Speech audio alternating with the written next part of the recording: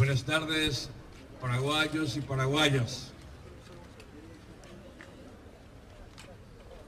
Este 25 de julio de 2009 es una fecha histórica para el Paraguay y para la República Hermana del Brasil.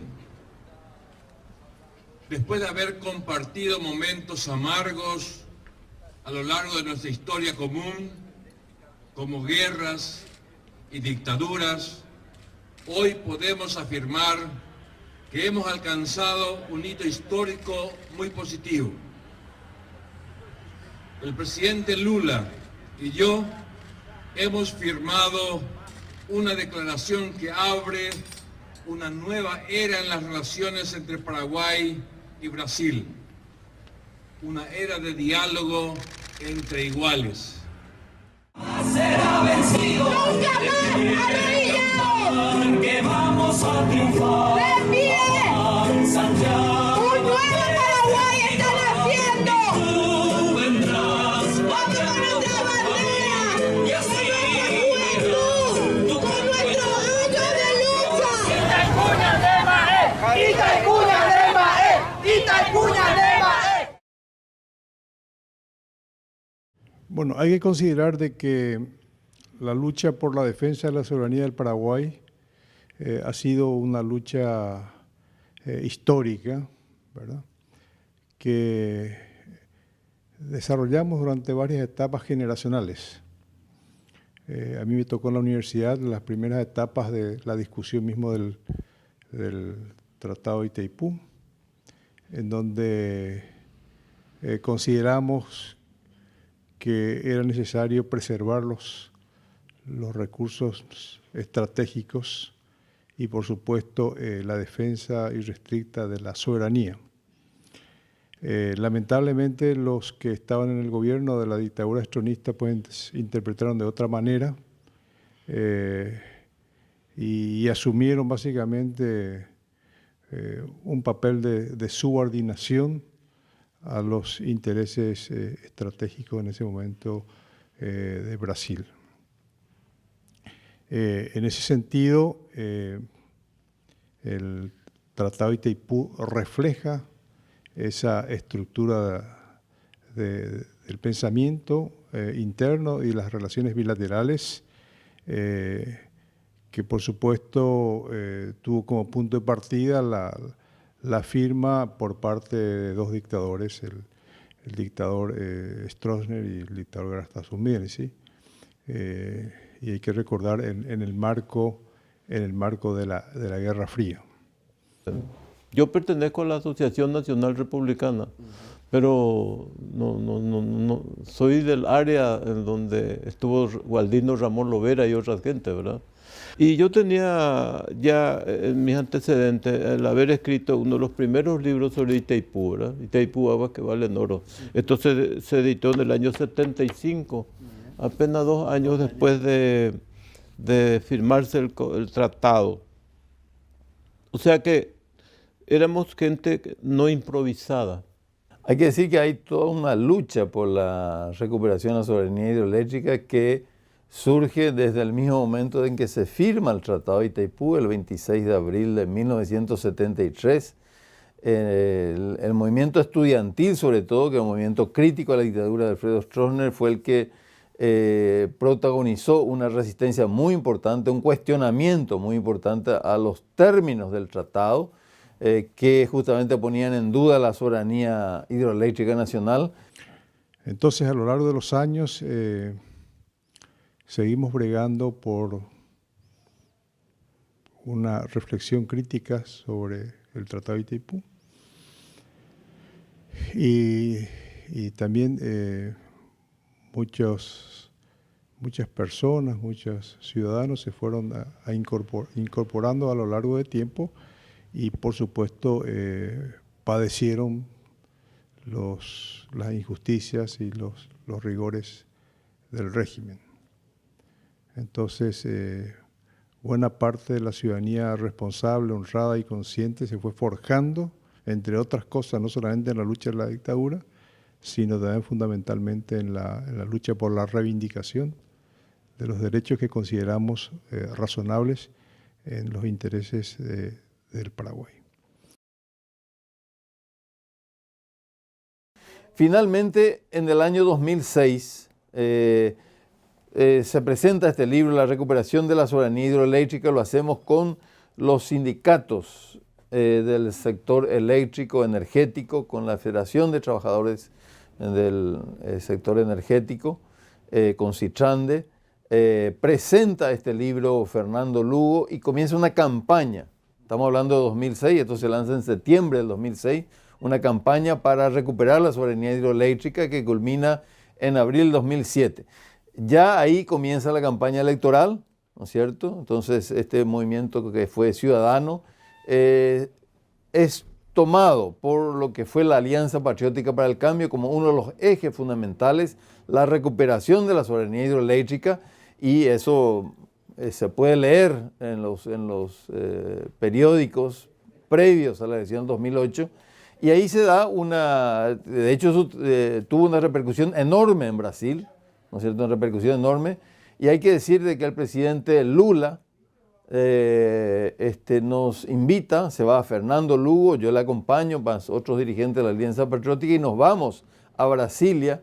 Esos son 18 días antes de las elecciones del 20 de abril, y donde ya estaba de alguna manera descontado el triunfo de Fernando Lugo. Bueno, allí Lula se compromete a negociar con el nuevo gobierno todo lo que planteemos. Cuando el presidente Lugo, candidato a presidente, triunfa en las elecciones de abril, inmediatamente se constituyó un grupo llamado de estudio, un equipo de estudio energético. Y ese grupo de estudio energético empezó a analizar el tema fundamental. Es decir, se tomó el tema energético como una causa nacional, no como una cuestión así partidista. Yo vivía en París en esa época, ejercía mis actividades profesionales, ¿no?, allá. Estaba asesorando a la Comisión de Relaciones Exteriores de la Asamblea Nacional Francesa, etcétera, y me contactan, ¿no?, entre ellos Ricardo Canese y varios otros, y empezamos a trabajar así hasta que alguien me dice: che, mira, te necesitamos venir, y vine, así fue.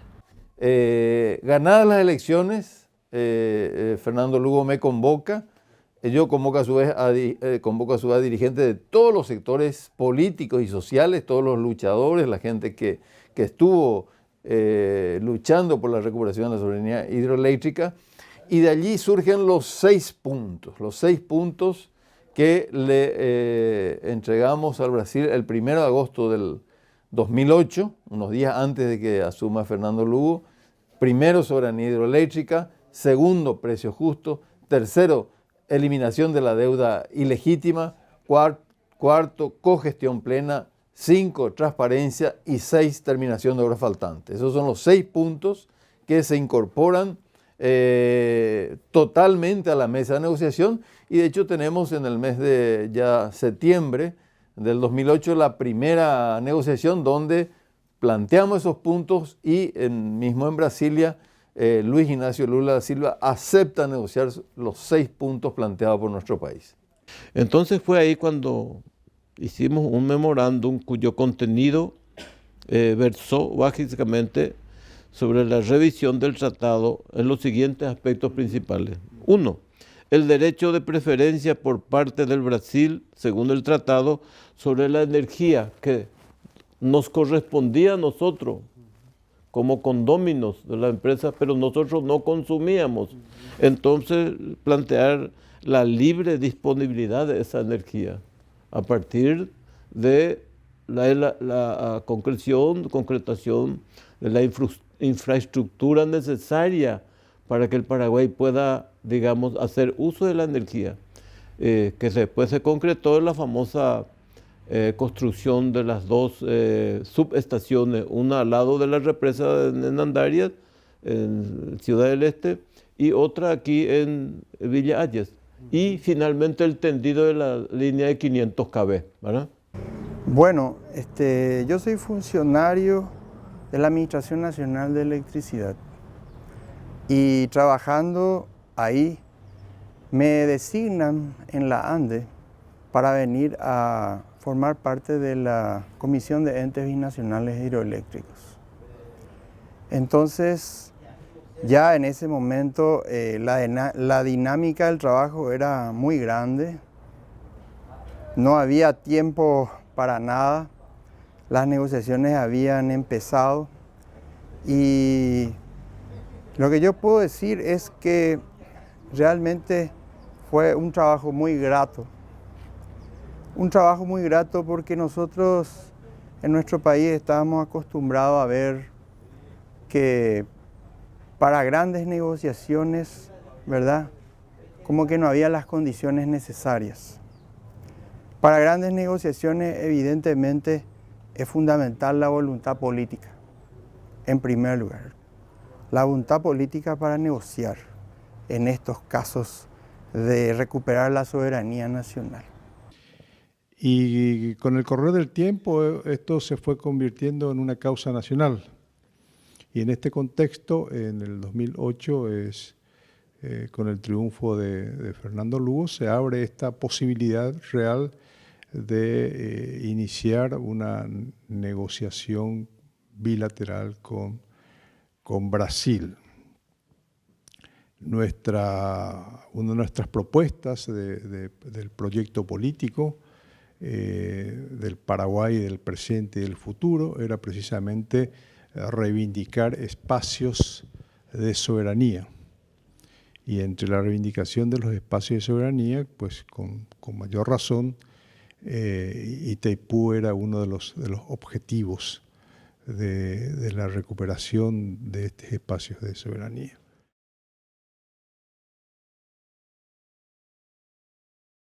En primer lugar, el cambio político-social que se da en el 2008 acá, ¿no? El segundo elemento es también el cambio que se produce en Brasil, ¿no? Con el gobierno de Lula. Y el tercer elemento es de que también se da un profundo cambio en toda la región. Conjugando esos tres elementos, uno puede descomponer en varios subpuntos, ¿no? Uniendo los puntos 1 y 2, ¿no? Es decir, el cambio en Paraguay y el cambio en el Brasil, eso evidentemente dentro de una política de Estado de reivindicación, ¿no? De una causa nacional, ¿no? De una política de Estado racionalmente estructurada con objetivos, con estrategias, con metas, con fines concretos, ¿no? Pues a eso hay que agregar, a esos dos factores, la afinidad que existía, sobre todo en el plano de la integración regional y la integración subregional, ¿no? En esa pléyade, digamos, coincidieron en el Mercosur los gobiernos progresistas de Argentina con Kirchner, Uruguay primero con Tabaré, después con el Pepe Mujica, en Brasil Lula y en Paraguay Lugo. Pero siempre la lucha por la recuperación de la soberanía hidroeléctrica vino desde los sectores, digamos, no oficiales, desde el pueblo, desde los estudiantes, desde los intelectuales comprometidos como Domingo Laíno, Ricardo Canese y otra gente que tomó el tema, pero nunca fue un reclamo oficial del gobierno paraguayo, ¿verdad? El pueblo se ha movilizado. Los sindicatos, todos los sindicatos han apoyado esta negociación. Entonces, esa movilización de todos los estamentos evidentemente nos ha ayudado a que internacionalmente se vean obligados a cambiar de actitud y a negociar con el Paraguay. A la región y al mundo le sorprendió cómo Paraguay, socia de la hidroeléctrica más grande del mundo en ese momento, que todavía no existía Tres Gargantas, recibía tan pocos beneficios y no podía ser soberana y vender su energía a terceros países o vender al precio de mercado siquiera, ¿verdad? Y esa asimetría de un país pequeño, empobrecido como Paraguay, frente a sus gigantes vecinos. También reivindicábamos el tema de Yacyretá, ¿verdad? Mejores condiciones en Yacyretá. era algo que sorprendía internacionalmente. Esto nos enseña de que cuando uno se propone y cree realmente, es posible. Lo que nadie pensaba que podía ser posible, se hizo posible. Y ahí están los testimonios, y ahí está el hecho real de la compensación que subió de 120 a 360 millones de dólares al año, de que es posible. De que es posible negociar con justicia con los países con quienes tenemos acuerdos internacionales. La historia reciente nos demuestra que a pesar de que seguramente en los 35 años anteriores hubo actos fallidos, también podemos decir que en los últimos 7 años, especialmente en el 2009, hubo un acto certero. Cuando recorro el país y encuentro a la gente, me llama la atención que ese sueño está intacto. Ni el dolor, ni la persecución, ni la pérdida de muchos de los beneficios sociales no le robaron el sueño a la gente. Siguen soñando y lo poquito que han experimentado de que es posible sigue tan latente y potenciado porque es posible, porque fue posible en el 2009, la gente piensa será posible en el futuro también. Y de nuevo, a esta gente que sigue soñando, a no entregar ni desistir de sus sueños. Es lindo soñar, como decíamos siempre, pero mucho mejor es realizar esos sueños. Y lo haremos todos juntos. Fulgura en mis sueños una patria nueva que augusta se eleva de la gloria al reino, libre de ataduras nativas o extrañas.